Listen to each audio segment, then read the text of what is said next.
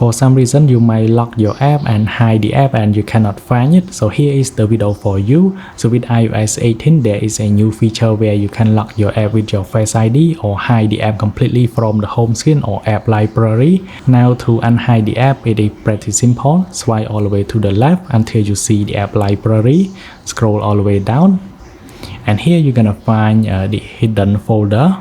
Just click on it, confirm with your face or with your passcode, and there we go, you have the app has been unhide. And if you want to completely unhide it, just hold on it and click on don't require a Face ID, and now after that the app will go back into your app library. So if you search for Facebook again, you're gonna find Facebook, or it show on the app library itself. That's it. It is very simple.